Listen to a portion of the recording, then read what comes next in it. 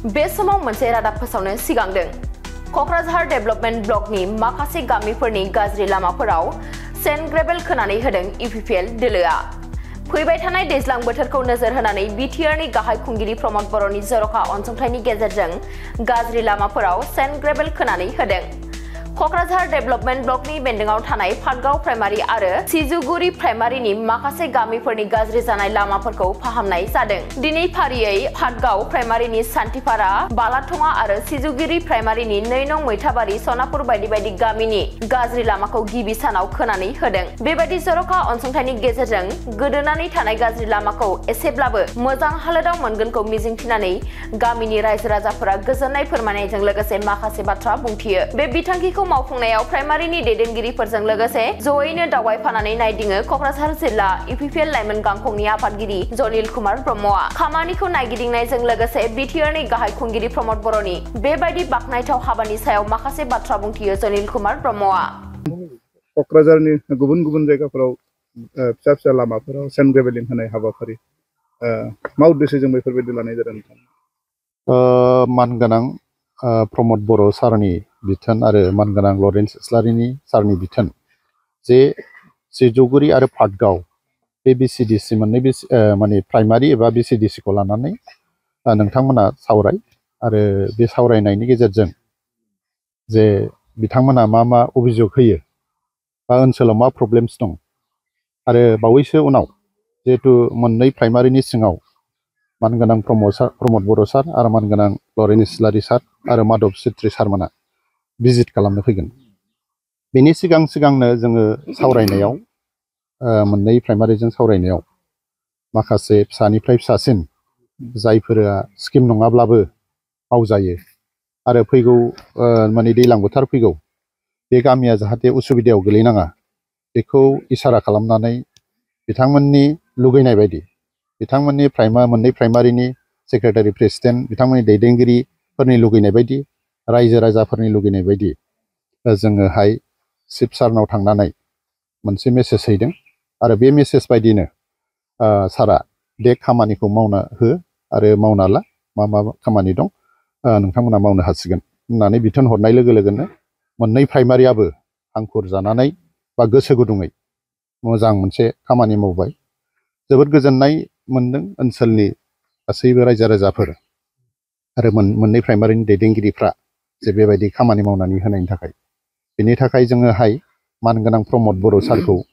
Specially धन्यबाद होनांगोन, मानगोनां लरेन्स इस्लारि सारखौ स्पेसियेलि धन्यबाद होनांगोन जायखौ रायजोफ्रा लुगैदों बेबायदि खामानि मावना होनायनि थाखाय। फाटगाव आरो सिजुगुरि प्राइमारिनि दरबसे गामियाव आरो मा मा गामियाव बे हाबाफारिखौ मावो? ओरैनो दिनैहाय बिथांमोना मावलांबाय थागोन। दिनैहाय फाटगावनि बांलाटला आदिबासिनि गामि आरो मोनसेया जाहैबाय सान्थिपारा जायखौ दैज्लां बोथोराव बिथांमोना दोबैनानै थायो, थाबायनाय थांनाय फैनायाव उसुबिदा जायो, बे गामिखौ फाटगाव हिसाबै प्राइमारि हिसाबै खोबाय। आरो दिनैहाय माने सिजुगुरि प्राइमारियाबो नैबे 2 नं मैस्थाबारि गामि जायखौ माने साइकेलबो बारजाया मानसिबो थाबायजाया बियो दैज्लां बोथोराव बिराद गाज्रि अबस्थायाव थायो। बेनिखायनो बिथांमोना स्पेसियेलि बे गामिखौ फार्स्ट स्टार्ट खालामबाय आरो बेनि उनाव बिथांमोना सनापुराव थांगोन। बेबायदिनो फारि फारि बिथांमोनाबो खोनायनि बा मावनायनि हाबाफारिखौ लागासिनो दं। जों नुनो मोनदों जे बा इलेक्ट्रिसिटिनि जेंना बिथांमोना फोरमायथिदों रायजो राजाफोरा सरकारनि बिथिंनिफ्राय माबायदि बिथांखि लादों? ओरैनो माने कारेन्ट बोनानै होनायाव प्रब्लेम गैया दे, खिन्थु बिथांमोननि जेनिखि आबेदन बा आर'जलाइ होनाया खिन्थु सरकारनि खोमायाव खोनायाखै। हयथ' प्राइमारिनो मिथिहोआखै, हयथ' स्पेसियेलि आं जनेलनो मिथिहोआखै। बिनिखाय हयथ' मोननैसो कारेन्टनि उसुबिदा थालांदों। आं कारेन्टनि उसुबिदाखौ थाबैनो जायो होननानै आं मेसेज होनो नागिरदों। बेयो MLA नि थ्रयैनो जागोन। आङो बिनिखायनो दहायबो बुंदों नोंथांमोना कारेन्टनि उसुबिदानि जेनाखि आर'जलाइ बेखौ MLA सारनो मानगोनां लरेन्स इस्लारि सारनो हो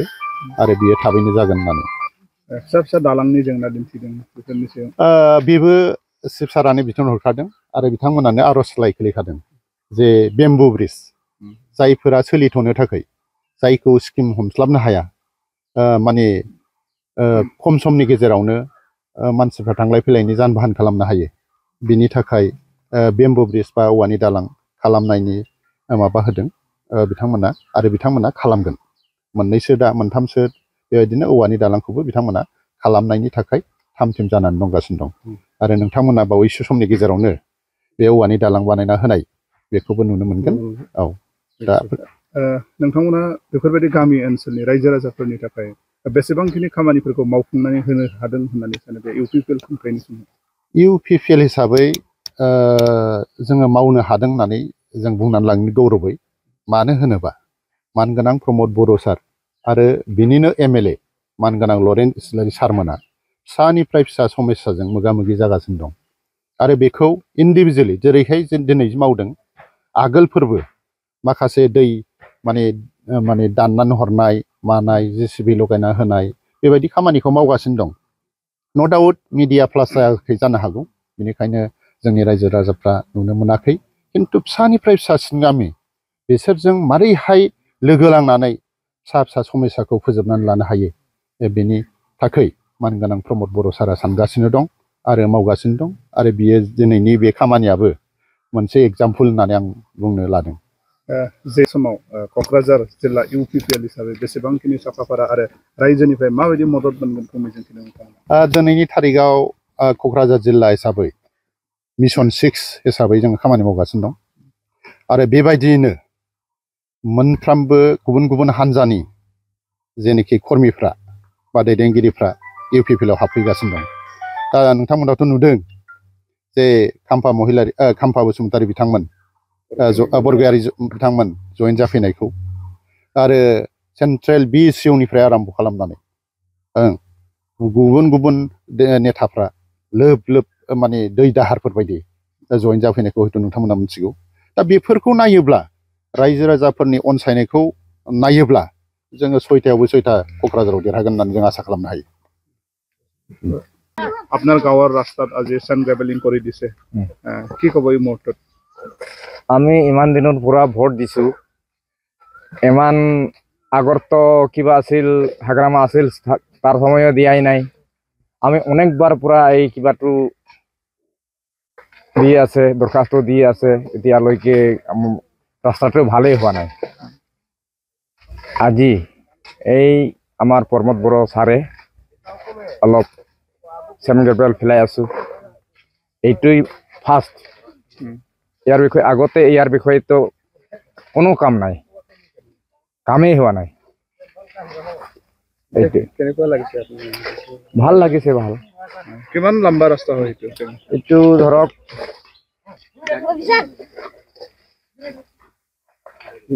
ৰাস্তাটো কিমান লম্বা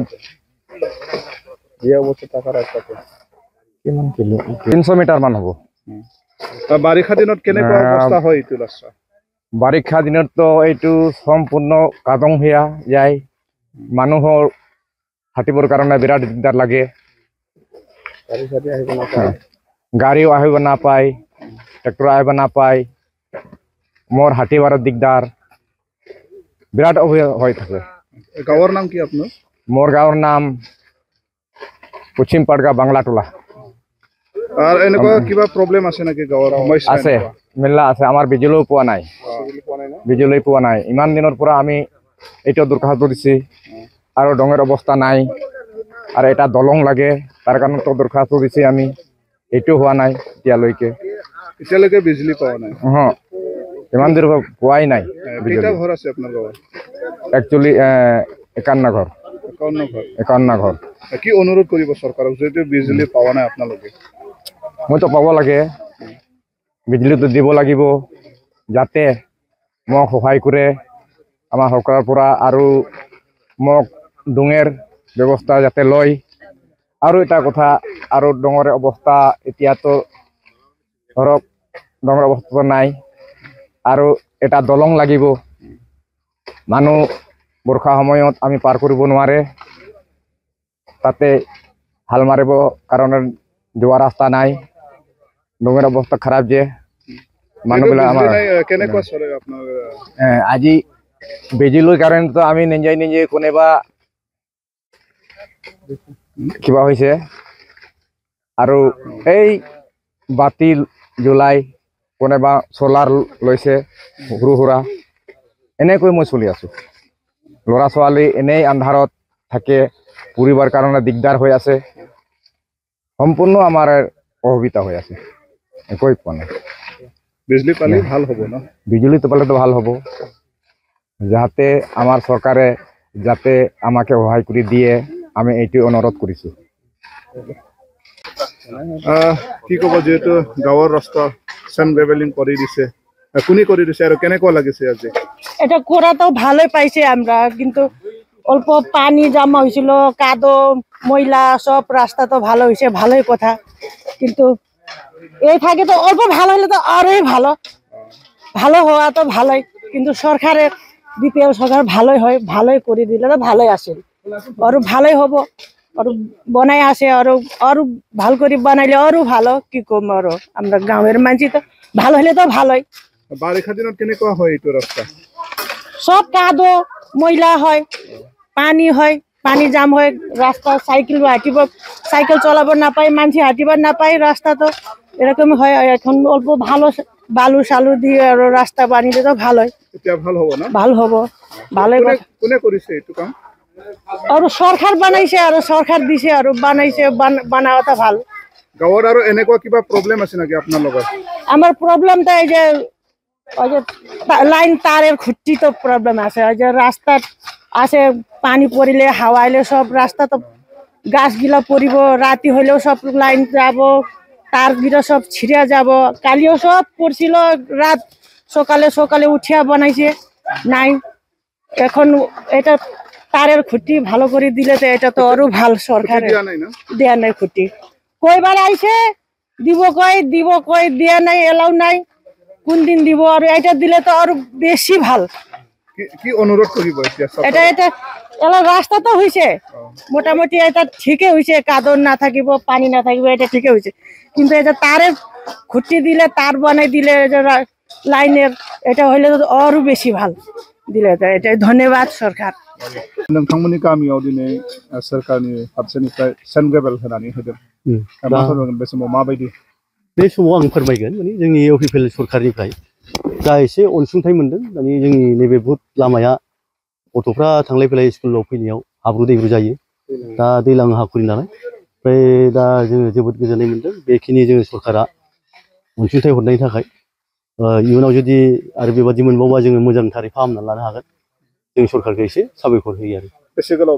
बे लामायाथ' ओरैनो 700 किल'मिटारसो दं बेनि अनगायैबो माबाफोर जेंना दंबावो नामा जेंनाया जोंहा दङ बेहाय मोनसे दालां दङ बे जोंनि थाखाय जोबोद उसुबिदा माने दरथाम दरब्रै गामिया बे दालांजों थाबायो बावहाय लरग' थरग' जाबाय बे दालांखौ जों एसे रिपेयार खालामनो मोनोबा जों गोजोननाय मोनगोन आरोखि सरकारनि खाथियाव बिखांबाय नामा बिनायाथ' जोङो रायजोआव बिनाय जायाखैमोन माखासे जोंनि थाबायनो गोरों मानसिफ्रा थाबायदोंमोन होनना खोनादों दासिमबो जाफुंथ'वाखै आरो उनाव जागोन खोमा जायोब्ला मोजां मोनगोन आरोखि जों गोजोननाय मोनगोन दालाङाथ' दा खुनुरुखुम ओरै उसुबिदा थाबायगासिनो दंथ'यो दंफांनिनो बै सानजा सिटिगुरिजों थाङो दा बेखिनिखौनो आङो गोलाव बाथ्रा बुङोब्ला आङो सरकारखौ साबायखर बावबाय जोङो जाहाथे जोङो रायजो राजा मोजांथारैहाय थांलाय फैलाय लामाफ्रा मोजां मोनो आरो बेखिनियानोसै देखियाजुलि बाथासिपुर हालामनि रायजो राजाफोरनि थाखाय गोनांथार फोसावथाय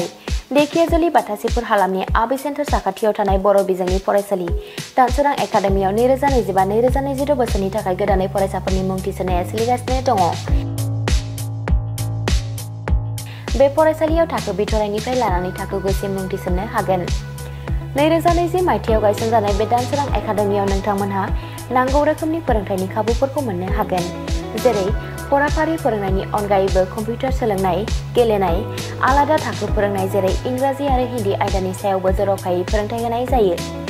बेनि अनगायैबो हौवासा आरो हिन्जावसाफोरनि थाखाय आलादा हस्टेल थानायनिबो खाबु दङ बेजों लोगोसेनो फरायनायाव उन जानानै थानाय एबा गोसोआव लाखिनो हायै फरायसाफोरखौ आलादायै फोरोंनायनिबो खाबु होनाय जादों मख'नो गोनांदि बिथराइ थाखोनि मुं थिसननायखौ बेसेन लायालासे थिसननाय जादों बेनिखायनो गोसो गुदुं दिथागिरि नोंथांमोनहा गाव गावनि गथ'फोरखौ दानसोरां एकाडेमियाव मुं थिसननो गोसो दङब्ला थिसननो हागोन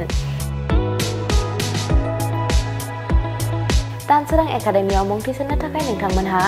970-745-6 7550 एबा 88764